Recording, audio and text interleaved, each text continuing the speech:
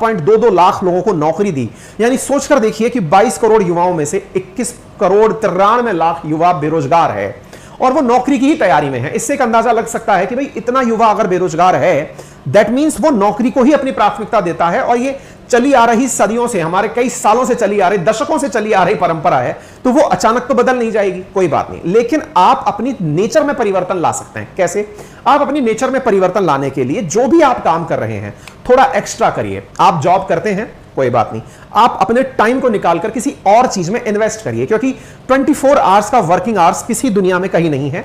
भारत के जो लॉज हैं, जो आपके कानून बना दिए गए हैं, श्रम कानून बना दिए गए हैं, जिसमें एक वीक के अंदर प्रतिदिन 8 घंटे से ज्यादा वर्क आपसे डिमांड नहीं किया जाता है, 40 घंटे से लेकर के 48 घंटे का ही आपसे एक वीक मांगा जाता है। तो जो बचा हुआ समय है ना, वो आप किसी और चीज में इन्वेस्ट करिए। जैसे अगर आपको स्किल डेवलपमेंट के अंदर कोई ड्राइंग बनाना आता है, या कंटेंट राइटिंग आती है, या किसी चीज के लिए बुक लिखना आता है आपको, या आपको लगता है कि मैं जॉब के बाद में 2 घंटे के लिए कहीं कोई शॉप डाल सकता हूं, मैं 2 घंटे के लिए कोई ऐसा आइटम है जो मार्केट में सेल करके आ सकता हूं, आप उस पर समय निकालना शुरू करिए।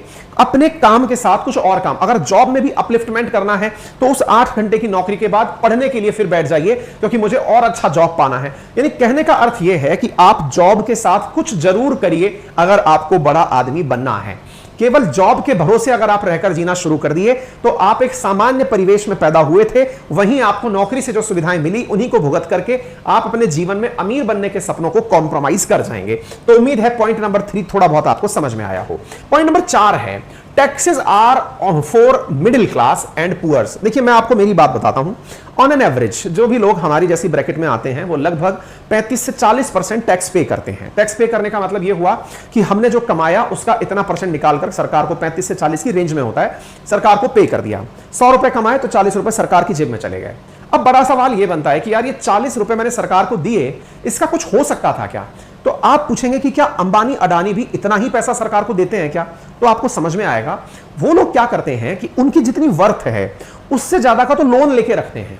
सरकार को हमेशा अपनी कंपनी को घाटे में दिखाते हैं, अपने इन्वेस्टमेंट को इतना बड़ा करके रखते हैं कि हां भाई मेरे पास में जो पैसा है वो तो सर इन्वेस्टमेंट में, जैसे आज मान लीजिए मेरे पास में अपने अकाउंट में 10 करोड़ रुपया है। जो सोच बड़ी रखने वाला आदमी है वो क्या करेगा, इस 10 करोड़ में से जेब खर्ची का पैसा साइड में निकाला, साल भर तक जीवन चलने का पैसा निकाला, बाकी जो पैसा है वो, और इस पैसे को दिखा के बैंक से पैसा और ले लिया वो, इन दोनों को मिला के कहीं लगा दिया और मेहनत करके उस पैसे को बड़ा करने में लग गया। यानी इन्वेस्टमेंट अगर आपने शो कर दिया तो टैक्सेशन से बच गए। यानी कि आप कंपनी फॉर्मेट में जब जाते हैं तो टैक्सेशन से बचने लगते हैं। तो ये बड़े लोगों की, ये खैर अभी जो मेरे दर्शक हैं उनसे भी एक और लेवल ऊपर निकल गई वाली चीज है कि ये लोग टैक्सेशन बचाने के लिए अपने इन्वेस्टमेंट्स को बहुत हैवी कर देते हैं। इसके साथ साथ द रिच इन्वेस्ट मनी, मतलब क्या है? The people who want to be rich in life invest some part of their money. इसको ध्यान से समझिएगा। अब आप में से कुछ लोग ऐसे हैं जो कहेंगे सर देखिए बात ऐसी है, मैं ऐसी नौकरी में हूं जिससे कि मुझे बाहर निकलने के बाद कुछ और करने का समय नहीं बचता, फिर मैं क्या करूं?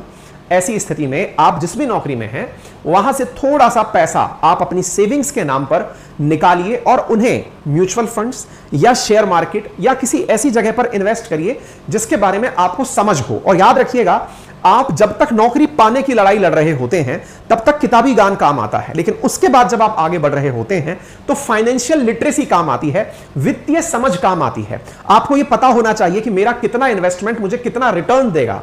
आप एक प्रकार से यह मानिए कि आज के जमाने में हमारी स्कूलों में जिस चीज की सबसे ज्यादा कमी है दैट इज फाइनेंशियल लिटरेसी। हमको यह नहीं पढ़ाया जाता कि इन्वेस्टमेंट कहां करने चाहिए, म्यूचुअल फंड्स में किस प्रकार से निवेश करना चाहिए, जो कि हर बच्चे को पता होना चाहिए। क्योंकि कुछ कंपनियां, आपने केवल पैसा लगाया, आपने उठाकर मान लीजिए 1,50,000 किसी कंपनी में लगा दिया, अब वो कंपनी का मालिक उस कंपनी को बड़ा बनाने के लिए दिन रात मेहनत कर रहा है। आपका वो पैसा स्वतः ही उस व्यक्ति की मेहनत से बड़ा होता जा रहा है क्योंकि कंपनी बड़ी होती जा रही है। सोचिए, जिन्होंने रिलायंस के शुरुआती दिनों में 1,50,000 रुपए लगाए होंगे, आज वो किस लेवल पर पहुंचे होंगे, है ना? जो कंपनी, तो इसके लिए आप किस कंपनी में इन्वेस्ट करें, इसके लिए फिर से आपको क्या जरूरी है? Financial literacy. ये कहां से आती है? किताबें पढ़ने से। अगेन मैं उसके बारे में भी आपसे चर्चा करूंगा। इसके साथ साथ साथियों, rich learns all the time and know how to sell their ideas. आज आपके सामने इतनी प्रकार की कंपनीज चल रही हैं ऑनलाइन के अंदर आप उठाकर देख लीजिए, ओला देख लीजिए, एक भी जिसकी खुद की कार नहीं वो आज इंडिया में सबको कार में घुमा रहा है। ऊबर देख लीजिए, स्विगी जोमेटो जिनके खुद के कोई रेस्टोरेंट नहीं, दुनिया को उठा उठा के खाना खिला रहे हैं। ओयो जिसका खुद का एक भी होटल नहीं, दुनिया को होटल बुक करा के घुमा रहा है। आप सोचकर देखिए इनके पास था क्या? इनके पास थे अपने आइडियाज और उन आइडियाज को बेचने की शक्ति। इनके पास ऐसे आइडियाज थे जैसे अनअकैडमी, इतने सारे लोग पढ़ा रहे थे सब जगह, उनको एक प्लेटफॉर्म पर लेकर के आ गए। कहने का अर्थ क्या है, आप समझिए इस चीज को, आपके आइडियाज की ताकत को पहचानिए। पहले आइडिया के सारे प्लस माइनस निकालिए, जितना ज्यादा हो सके उसे नॉलेज से एनरिच करिए कि मेरा इस आइडिया में किसी प्रकार का कोई भी इफ एंड बट नहीं हो सकता, इतने इन्वेस्टमेंट पर यह निकल के आएगा। आइडिया आपके दिमाग में हर समय चलता है। तो आप सोचकर देखिए कि ये जो लोग हैं जिनके पास कुछ नहीं है उनके पास आइडिया है। फॉर एन एग्जांपल, दुनिया भर की हर, आप किसी भी दुकान पर चले जाइए, जो भी किसी प्रकार का बेकरी आइटम बेचता है वो बर्गर जरूर बना के बेचता होगा, पिज्जा जरूर बना के बेचता होगा। लेकिन क्या कारण है कि मैकडी और पिज्जा हट और डोमिनोज के आगे लाइन लग जाती है, लोग खाने के लिए जगह जगह उसे ढूंढ लेते हैं। कारण उन्होंने अपने